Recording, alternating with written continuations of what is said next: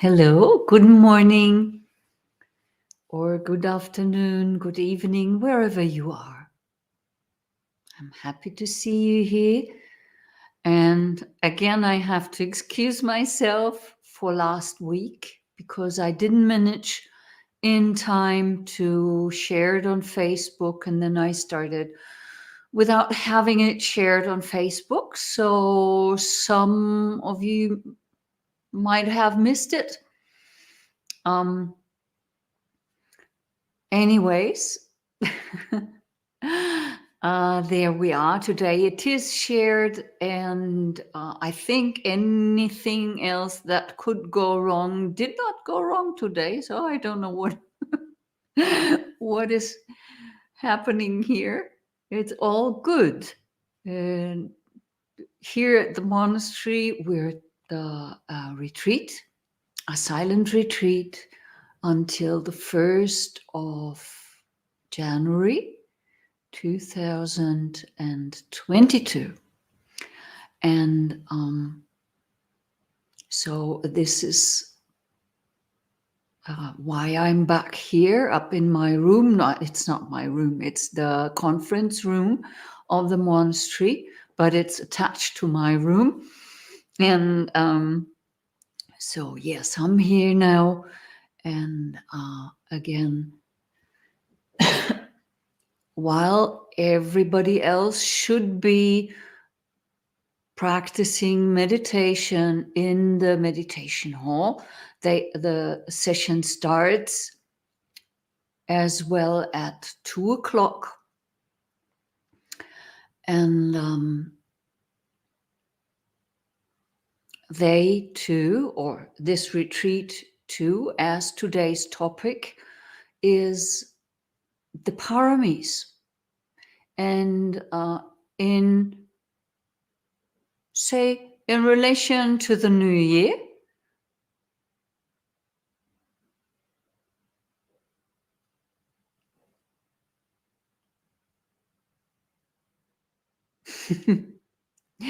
so the paramis is today's topic. I'm going to talk about something that is actually not a sutta. I have to say that, but anyway, despite of that, I'm thinking that the paramis are a very important source of inspiration for one, and of strength, of course, and of learning material. And we do this every year. Every year we do have a New Year's retreat here in our monastery. Usually it's not online, but with people live sitting here. And now only 10 of us are sitting here in the monastery. And the rest of the people is joining from outside. So we couldn't invite people, too many people to come. Only 2 people could come from outside. The rest is monastery residents.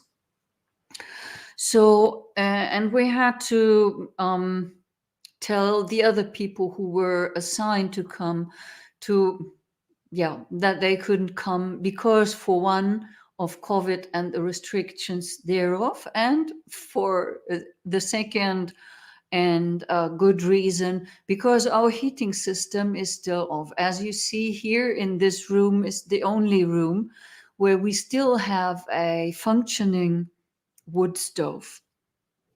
So, but it's not too bad. We could fix in the meantime the gas heating, so it's not ice cold. It's bearable. So that is all good. Or, as Buddha Ruchi says, as the Buddha famously said, it is what it is. Get used to it. There you have it. Right. So, the 10 paramis. We always do this at the end of the year because I think before we start to take some stupid New Year's resolves, we could just as well look on the paramis and take one of them to work with them for the year to come.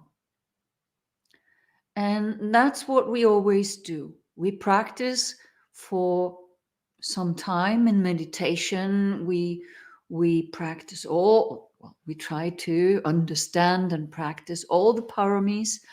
And then short before the new year, we decide for one that we then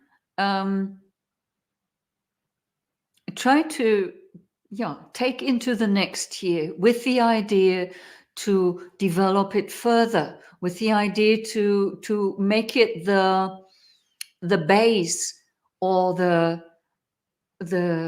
how to say, a protection, let's put it that way, a protection for the entire new year, or for the entire year, not only the new year, but for the year to come. There will be one parami that is accompanying us as a refuge we can go to when something is going wrong, or when we lose our practice. We can think of our parami, or when people are chewing our nerves, we can go to our parami and remember it and work with it. And I found it very helpful to do so. So it has become a tradition here at Anenja Vihara that we do this as a New Year's retreat. The paramis, as I said already, are are not stated all in one sutta.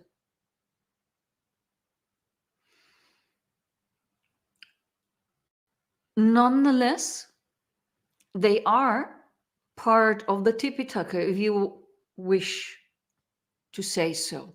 They are all written down in the Brahmavansa and have their commentaries also there. And they are explained also and listed in the Charya Pitaka of the Kuttaka Nipata. They are kind of presented in a talk between Sariputta and the Buddha. And the Buddha explains to Sariputta what the qualities are that are leading to the higher states. And there it is said to Buddhahood. And I have to say a few words maybe to the text that this year, we're not always referring to the same text, but this year we are referring to a text that is called a treatise on the paramis, and which is from the commentaries to the Charya Pitaka, which I just mentioned. And it is written by Acharya Dhammapala and translated from the Pali to English by Bhikkhu Bodhi. And it's very unknown, to say the least. And but this is, I think, the main source of the paramis, and when it comes to talking about the paramis, and this is where they are found all together, all 10 together, whereas in the Brahmavansa there are only 7 of them. So Acharya Dhammapala lived several hundred years after the Buddha's life. So this is certainly not from the Buddha's time. And the paramis are all mentioned in the suttas. They are all there in the suttas, but not in one place as it is here.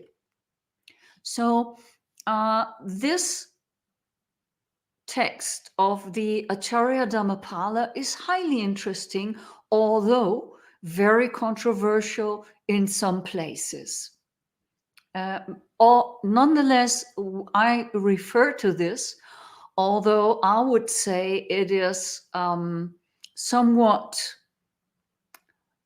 how do you say that in English again, when it's against women? Like, well, it is of a time and an area where women at that time were a belonging of the men, and they were not considered themselves as in individual, independent individuals. So we have to bear up with this, and I have very good points to prove either wrong what the Acharya Dhammapala wrote, or, oh yes, that's it. Thank you. Misogynistic or misogynist. Yes, right. That is what I meant. Thank you for your help.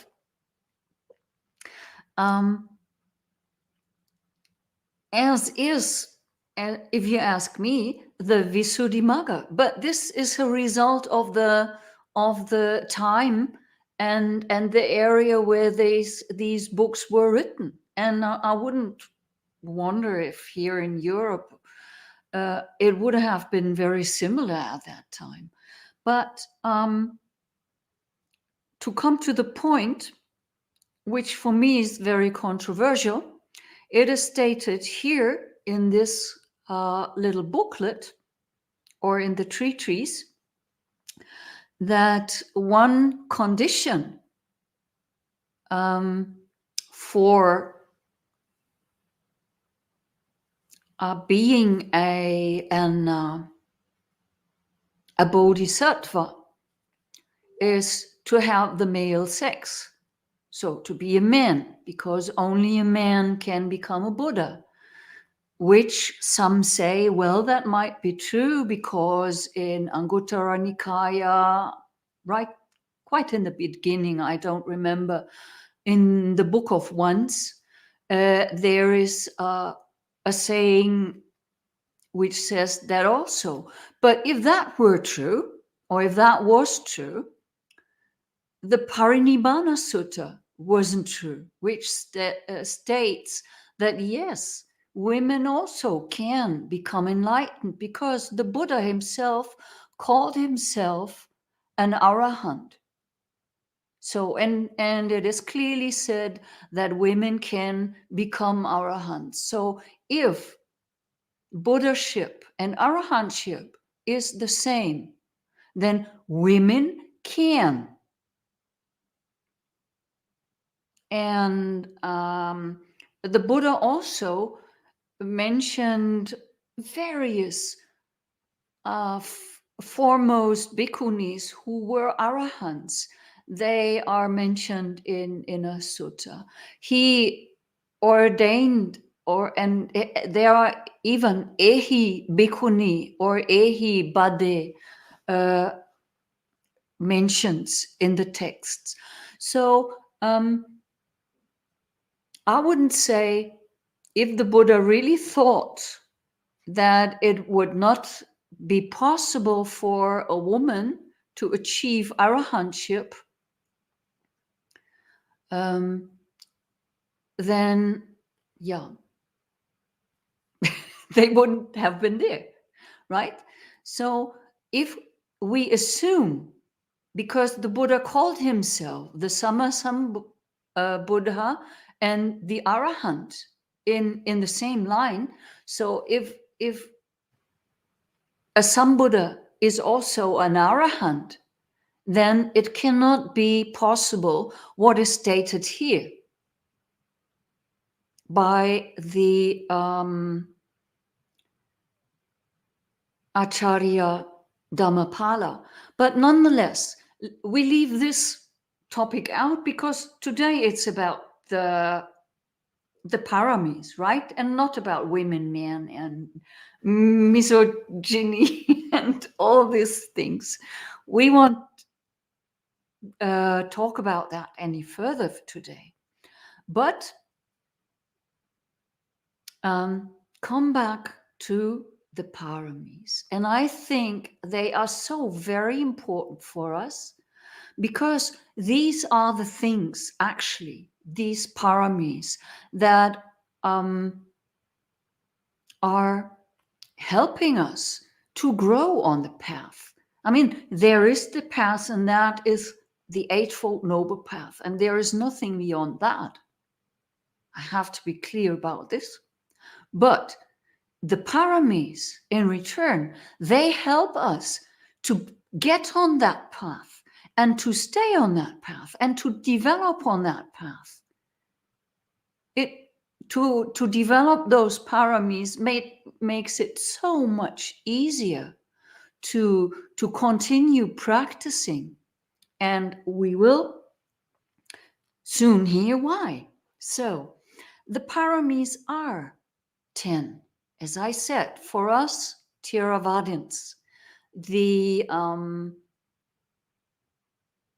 Mahayana Buddhists have 6 paramis, and jhana is one of them, which is not a parami in the Theravada paramis.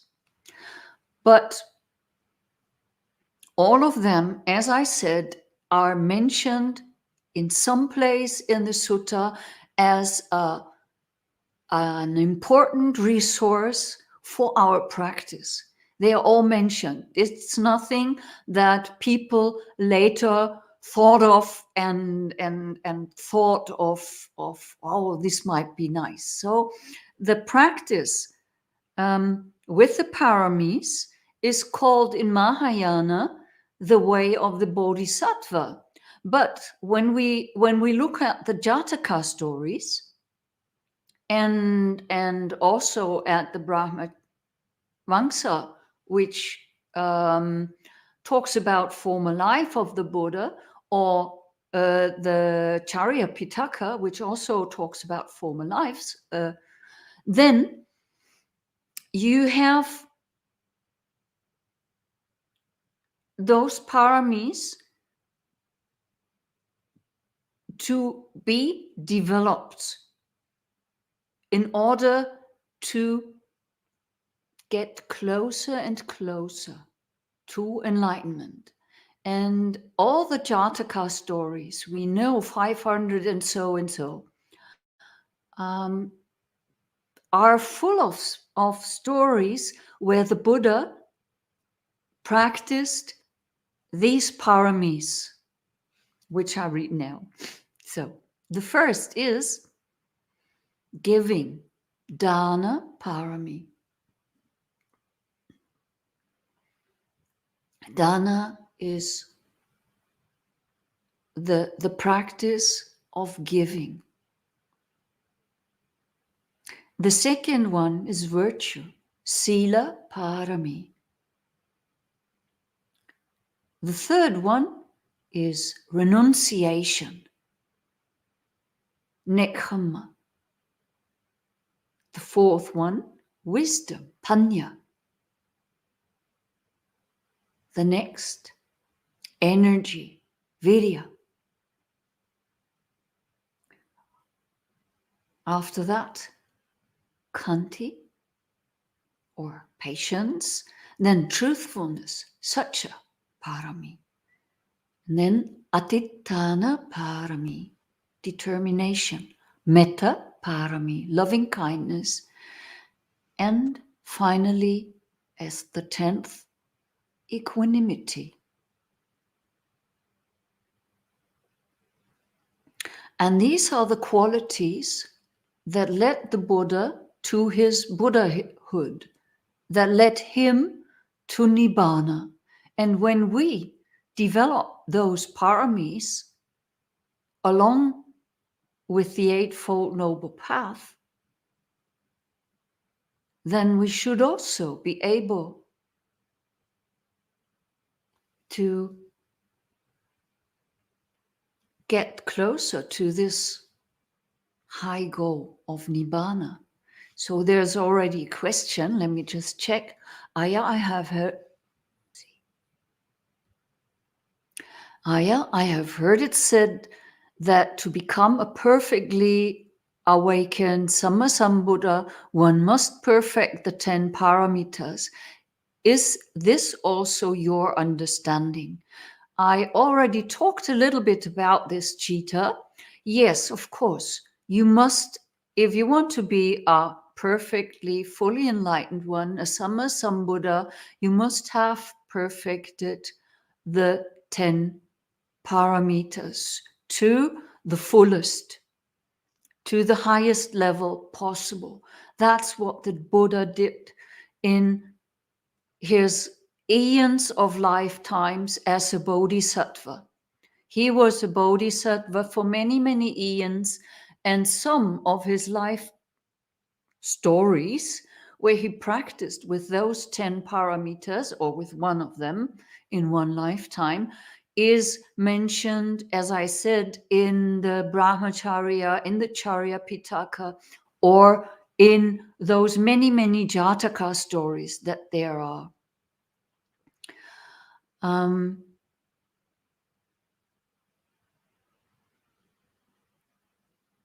But I think it is possible for us also to practice them. The paramitas, as I mentioned them,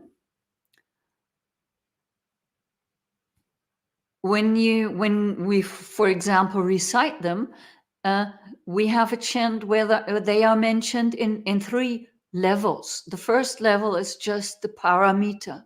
Say the quality is somewhat there. That's the beginner status of a person, if you wish to say so, on the bodhisattva path, or of a person who decided, I need to become an enlightened one, an arahant. I need to see nibbana. I need to let go of all the suffering. So with such a resolve, one should go ahead and practice these 10 perfections. And of course, in the beginning, they are weak. They are just, well, not even perfections, maybe. They are just qualities that we aspire to. We aspire to giving, but it's not easy. It's the giving. There are certain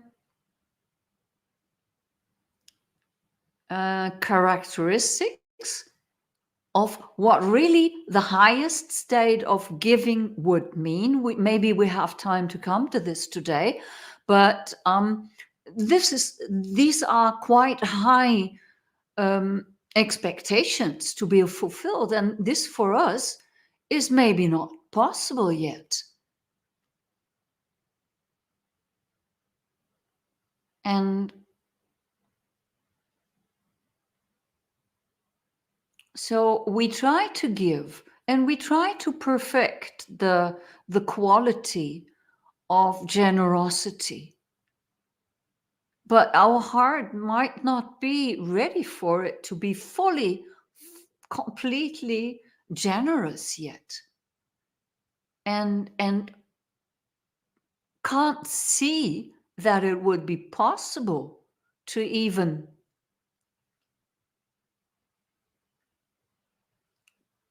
give up everything or to give a lot. Doesn't mean to need to be everything in the beginning. So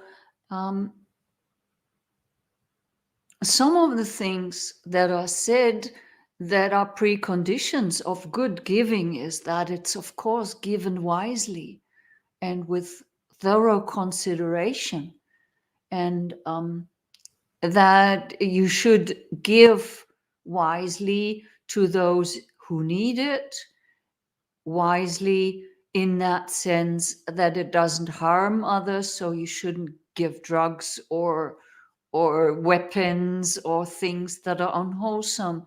You shouldn't give to people who do not need, or you should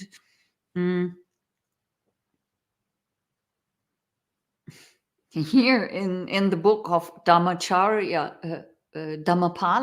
Acharya Dhammapala, it's even said that the highest form of giving would include a person, a man, to give his wife and children away. And there is, in fact, a story, the Vesantara Jataka, where the Buddha did that. But there are certain things that when it's the case that it should not be done.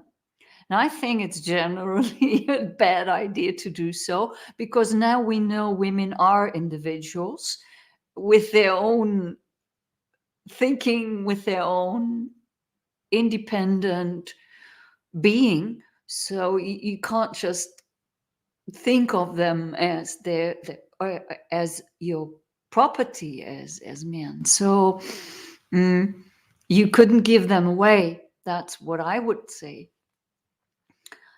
Anyway, that what it means for us today is that we should even be able to give away what is the most difficult for us to give away.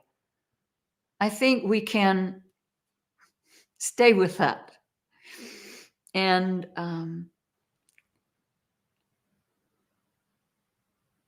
the virtue, we know that as you lay people living in the household, you have 5 precepts, and these are difficult enough. They are difficult.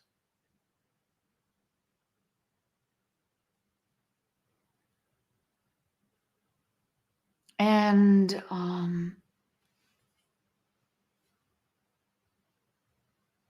moment. This question, I think, belongs to what I just said. I'm a bit confused by giving to those who need. Might that not lead to judgment, deciding who's worthy and who's not? That is right, Buddha Ruchi. That might lead to, but you should be thus developed in your heart and mind that you can see who needs it without judgment, so that you would not judge but give freely to anyone who needs, and that you would be able to see who needs or not. um,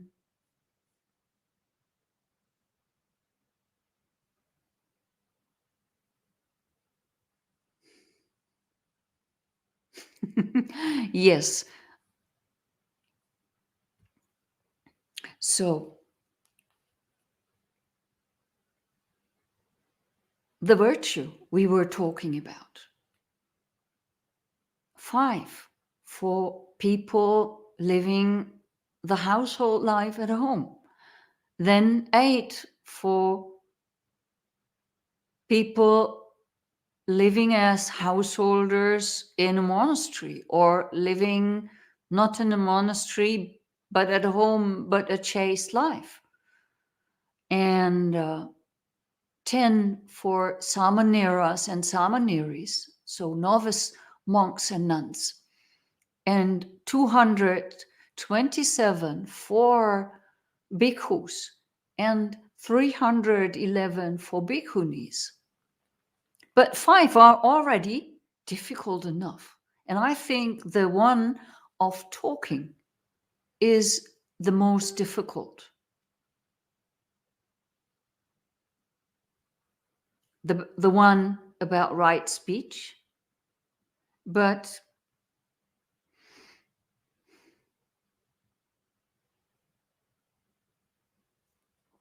if you want to live a virtuous life,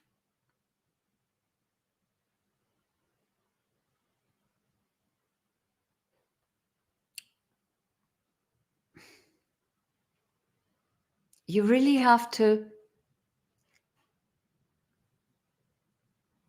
clear your heart of things that we are normally attached to. And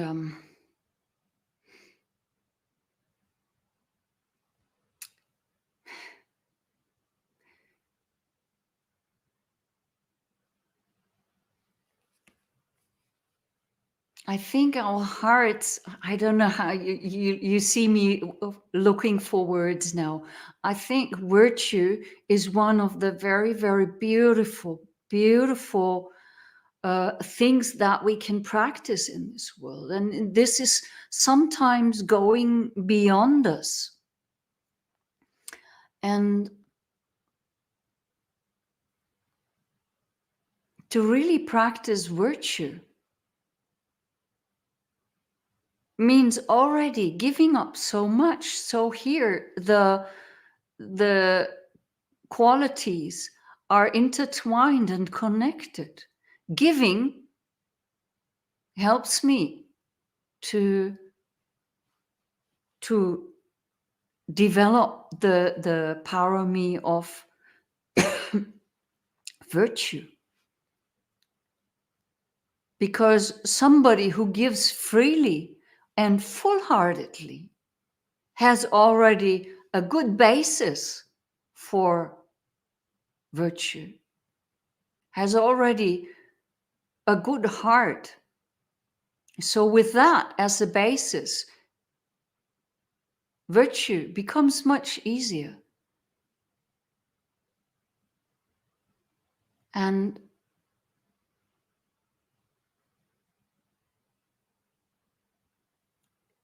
when virtue becomes your nature,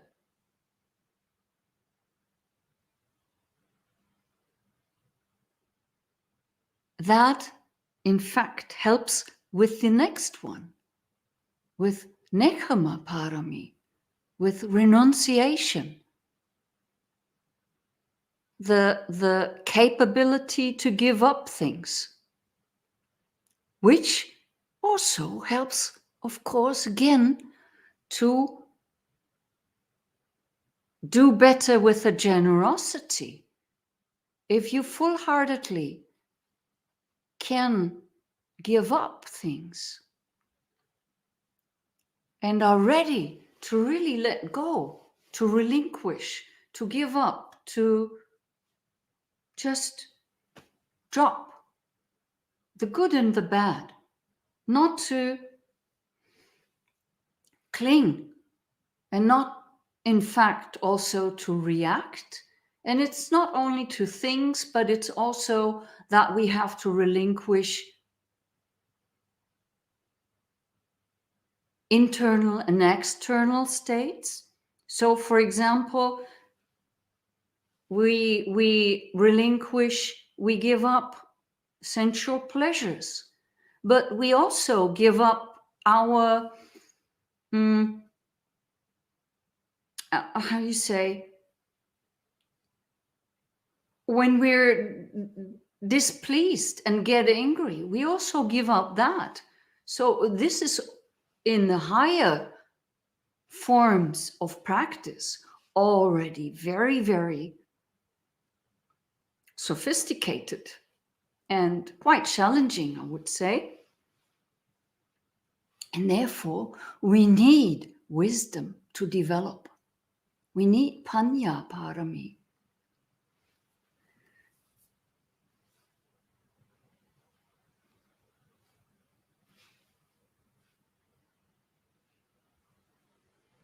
Let me check. There are some questions of former.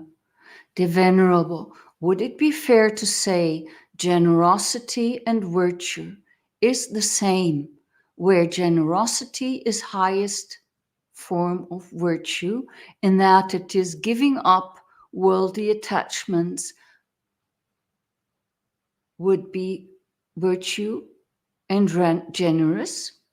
You could say so, but these things have distinguishable, distinctive qualities, and they have characteristics and meanings. So they are to be distinguished, but in the end they work all together, in that when you practice and perform them to the highest level, then of course you would become an arahant. So in one sense, yes, all these paramis developed to the highest level are the highest virtues. But not if you look at it from the Pali, then virtue here would be sila, or the Pali translation for the word that is chosen here, virtue, is sila. And a sila is not necessarily in that sense as you put it. In English, that's possible to put it that way. In Pali, not quite. So, yeah. There, we still with the giving. I want to continue. Ayya is giving one's time and effort freely without conditions and expecting nothing, counted also as dana. Yes, of course. Yes. Certainly that is an important question, and certainly time and effort that you give is dana parami. There are some kinds of dana parami, that is giving Dhamma, giving material means, or giving time and effort, for example. So yes, I think I still move on. We were with wisdom, panya parami.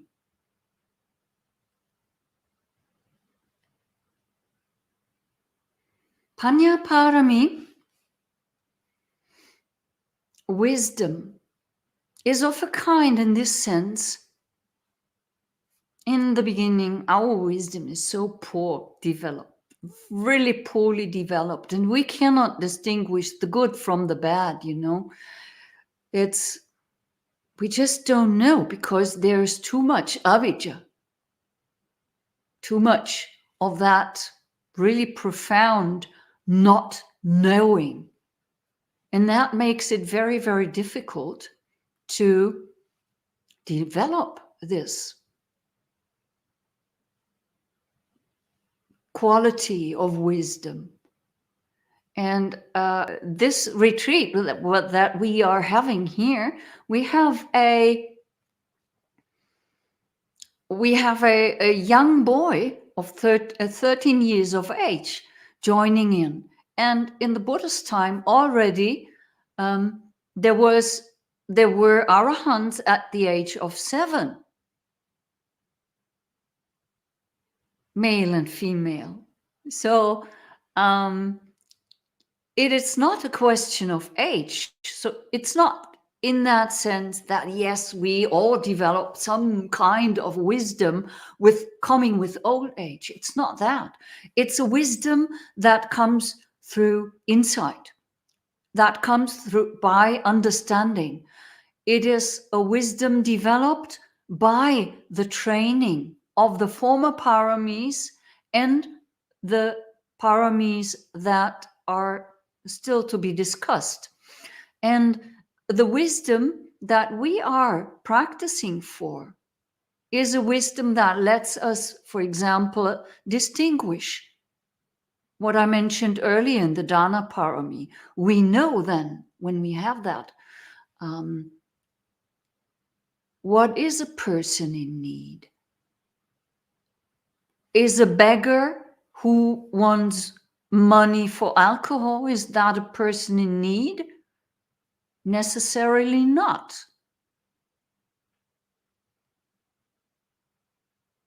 We could give them something, but not money for alcohol. If they take our time, that would be a wise gift to them. If we could give them some food, yes, that would be a wise gift. But give them money for alcohol, that would be unwise. So we learn by the wisdom to develop those other qualities and to handle, to manage those other qualities also. So we have again another question for the Dana Parami. So this seems very interesting, Parami.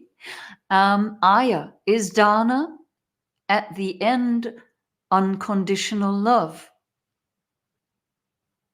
As I said earlier, when the question was about virtue and Dana Parami, whether they are the highest virtue, they all lead to the highest.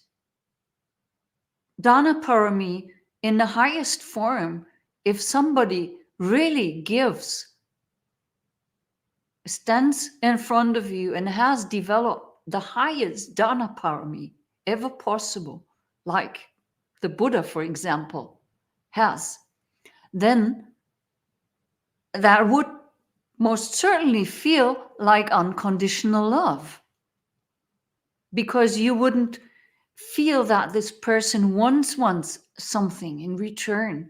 You wouldn't feel that there is any need of that person to receive some consideration, or that there would be any pride or any, I'm so good that I could give that.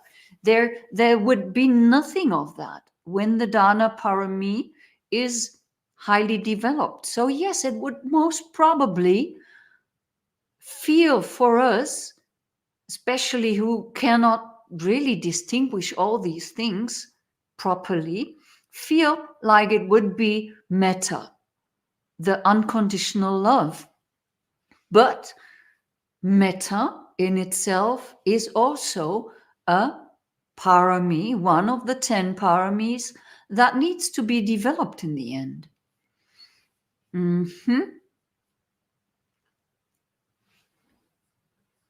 So if we continue like that, I can't even finish to mention and talk a little bit about each of those paramis.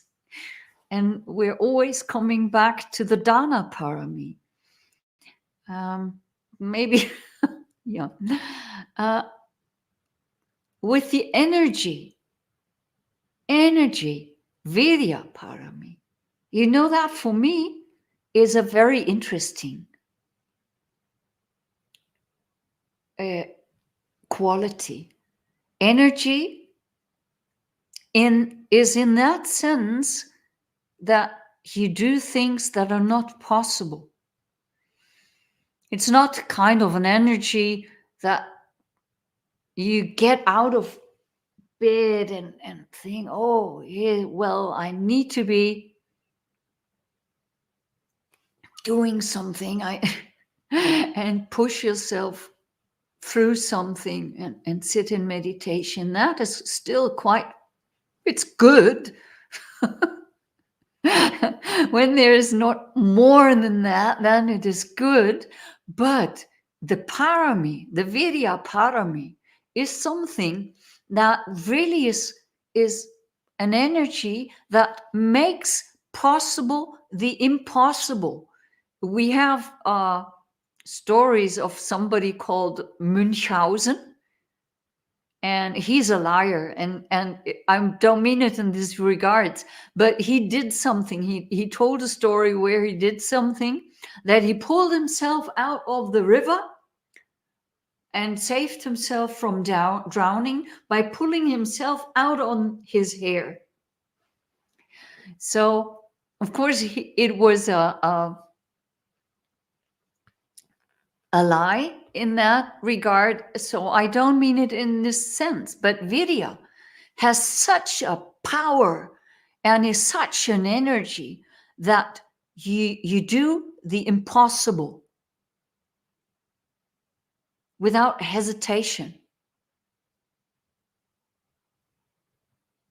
It and any if it's highly developed, people would regard you probably as a hero because you do all these things, and you don't mind, actually, and you have the power to do this at all costs, even if it costs your life. Then what else do we have? We have patience. And I think this is what the most people in our retreat now here are practicing this year, because patience is what is needed now in this situation. I don't know how it is in other countries, but Germany is still very, very much divided, and people are so very irritated by all the regulations, by the question of vaccination. Not, is it deadly, is it not, is it a political threat, is it not? There's so much thinking, and you need so much patience to bear up with it. And this patience is a kind of endurance that, you remember, I think we spoke about the Angulimala Sutta already. And some people beat the Venerable Angulimala up so that he came back to the monastery with a broken bowl, ripped into parts his robe, and bleeding. And then the Buddha said, bear up with it.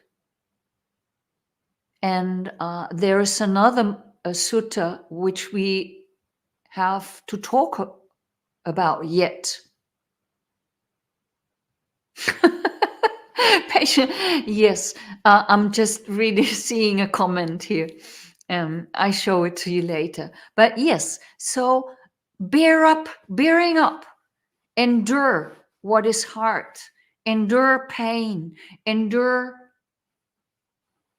people, endure hardships.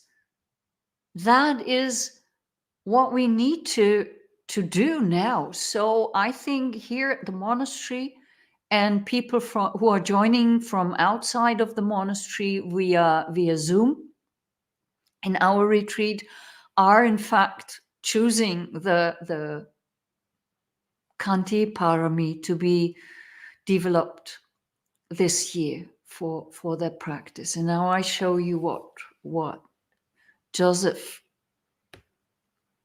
wrote.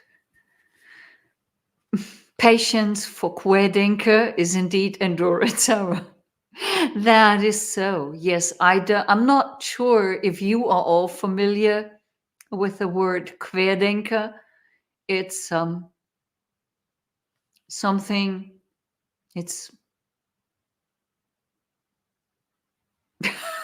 for me, Kwedenker are people who can't think straight.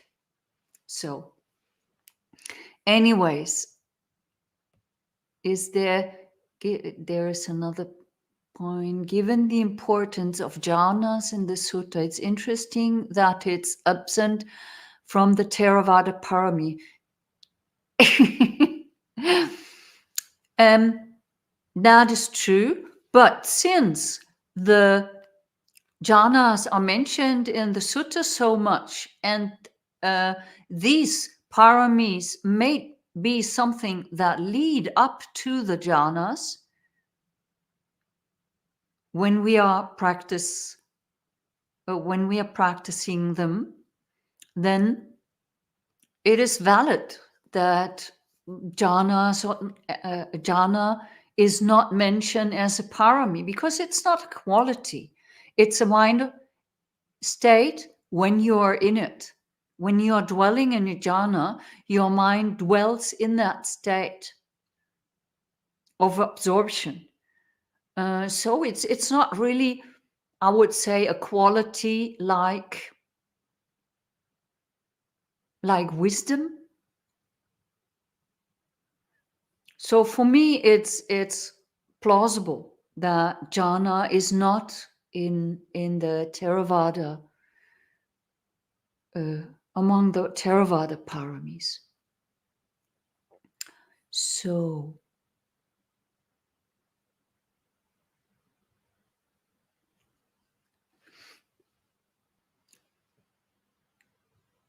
patience, we have that.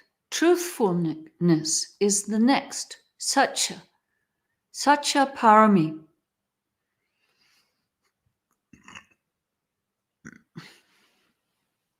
Excuse me.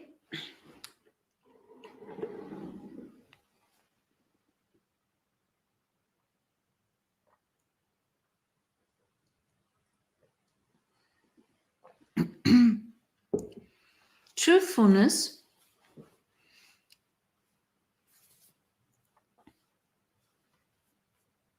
is quite beautiful also. They are also awesome.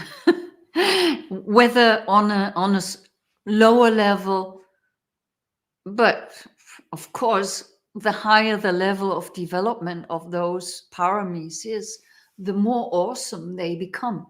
But truthfulness, think of it. If you just can be who you are, I mean, I think it starts with this. Learning who you are and be with that, and being all right with that, not needing to pretend to be otherwise, to have something otherwise, not to pretend anything anymore. That is, I think, only the basic level. Truthfulness continues then when you can be who you are. It continues also that you are true to what you said. You decided earlier to develop the paramis, to develop wisdom. So you stick to that and you're true to that. You're true to your word. If you said you help somebody, you help that somebody at all costs. If you said to somebody, I give you my life, and you learn to be truthful, you will give your life. So you need to be wise and not promise what you don't want to do. But truthfulness really makes you a person who's reliable, and reliable also to yourself in your heart. You know, if we want to see things as they are, and that is what the Buddha requires us to do, we shall see things as they truly are. So, how can we, if we don't start with ourselves, if we don't stop to pretend we are something different, we are something better, or we are something worse, or we are something that we are not? So it starts really being true to yourself, and it continues that you are true to your word, and that you are true in every cell of your body. And that makes one such a beautiful, valuable person. It's I'm amazed. And I have one samaneri, her name is Sachika, so the truthful. Mm, truthfulness. So really all of them are so beautiful and awesome, but yeah. Determination.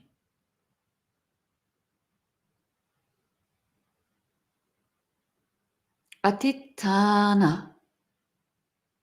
Parami. Oh, there are questions I didn't see. Um, Before I start with adhittana, let me check the questions. What is the Buddha's answer to the question why there is something rather than nothing? For me the ultimate question of all metaphysical questions. Oops. I'm not sure that there is enough time because it's only 4 minutes left and still some more qualities to speak of. Uh, why don't you come next time and ask the same question?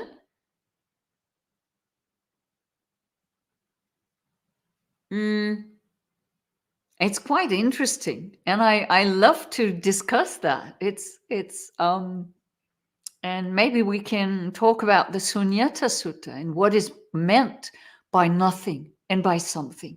But for now, excuse me, please. This is going too far. So, um, what is the answer is short, dear M, but we can discuss it longer next time. The answer is avidya, already mentioned. Avidya, the not knowing of things. So, but now let me come to the final three paramis. Not even a minute for each left. So, adhittana parami, determination. What is that in our lives? It's a resolve that we make, a strong resolve, not some kind of resolve that we do usually like New Year's resolve. I quit smoking, and then 3 days, okay, you don't smoke, but then you start again. Because you have developed all those other paramis, or you are on your way to develop all these other paramis, you are also on the way to have a strong resolve. So if you say, I'm doing this, you're doing that. Whatever you said, because you're truthful and you wouldn't shy away. And the determination is very clear in when the Buddha speaks of determination, that is to go for the goal, to end suffering, to get out of this samsaric world and find nibbana. So the next I have to cut short because, yes, loving kindness. That is an entire talk of at least minimum an hour, if not much longer in itself. Loving kindness, one parami that makes the world just so much more livable. And that makes our hearts just so much more soft and Last thing, time is over. Equanimity. Also, this is a topic. All of them are topics for maybe an entire hour to talk about. Equanimity. We have to practice that now because time is up and I have to go back to our retreat. And I have just left to say, have a very, very good new year. Be safe, be healthy, be strong, be kind, and choose one of those paramis to develop over the year, over the coming year. And if you have questions about this, we can talk more about that or about M's questions if you want next time. Bye-bye.